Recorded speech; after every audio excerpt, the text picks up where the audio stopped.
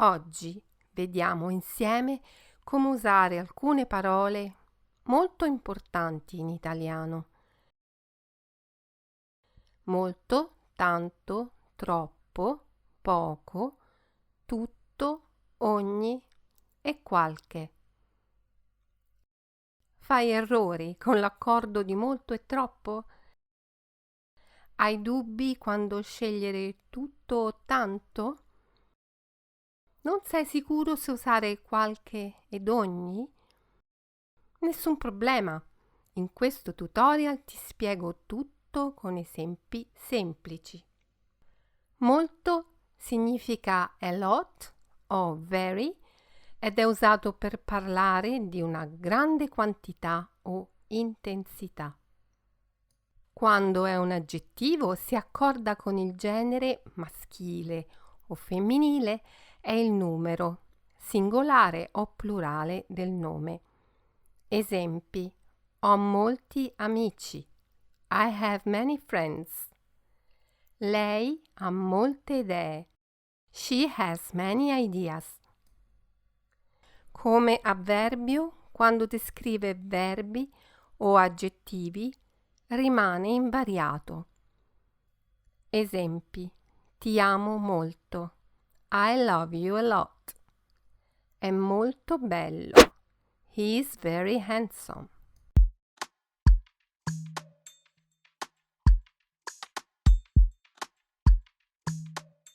Ora parliamo di tanto. Può essere usato in modo simile a molto, ma spesso ha una connotazione di abbondanza o eccesso. La parola tanto ha diverse funzioni.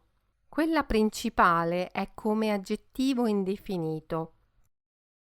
Quando tanto si trova prima dei nomi, bisogna fare l'accordo in base al genere e numero.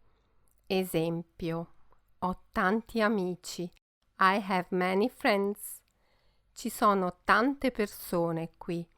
There are so many people here. Come avverbio rimane invariato e modifica avverbi, aggettivi o altri avverbi. Esempi: grazie tanto. Thank you so much. Maria e Paolo si amano tanto. Maria and Paolo love each other so much.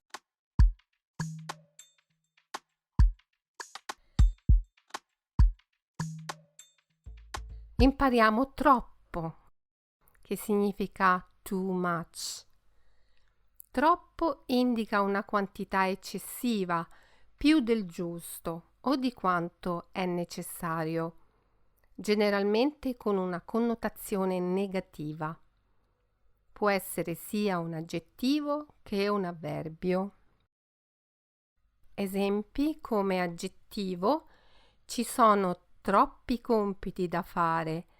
There are too many assignments to do.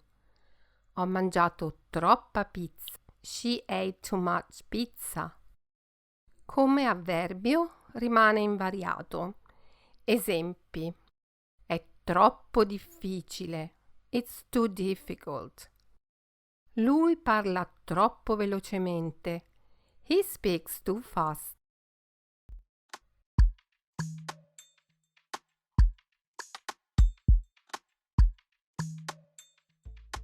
Parliamo adesso di poco. Poco significa a little o few, una piccola o scarsa quantità, ed è il contrario di molto o tanto. Come aggettivo si adatta al genere e al numero. Esempio: ho pochi soldi. I have little money. Ci sono poche persone qui. There are few people here. Quando si trova dopo un verbio è un avverbio, quindi è sempre al maschile singolare. Dormo poco. I sleep little. È poco interessante. It's not very interesting.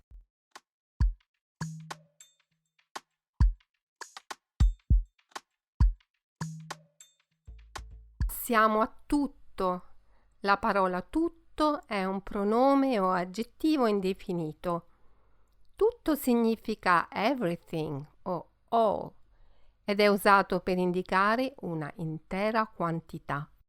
Quando tutto è usato come aggettivo, concorda in genere e in numero con il nome che modifica e si usa con l'articolo determinativo. Esempi: ho letto tutti i libri. I read all the books. Tutta la città era in festa. The whole city was celebrating. Tutto può essere usato come pronome. In questo caso, tutto è sempre seguito da un verbo coniugato alla terza persona singolare. Esempi: tutto è andato bene. Everything went well. Tutto è possibile. Everything is possible. Ho fatto tutto. I did everything.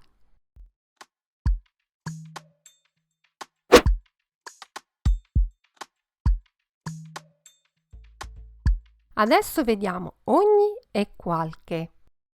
Ogni significa each o every e viene sempre usato prima di un nome singolare. Esempi: ogni giorno studio italiano. Every day I study Italian. Conosco ogni persona qui. I know each person here.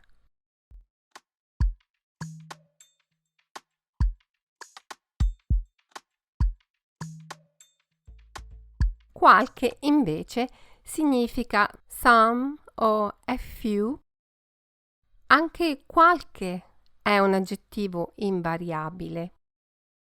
Questo aggettivo si riferisce a poche cose o persone, più di una ma non tante. Viene sempre prima di un nome al singolare. Esempi: ho qualche domanda. I have some questions. Vuoi qualche cosa? Do you want something?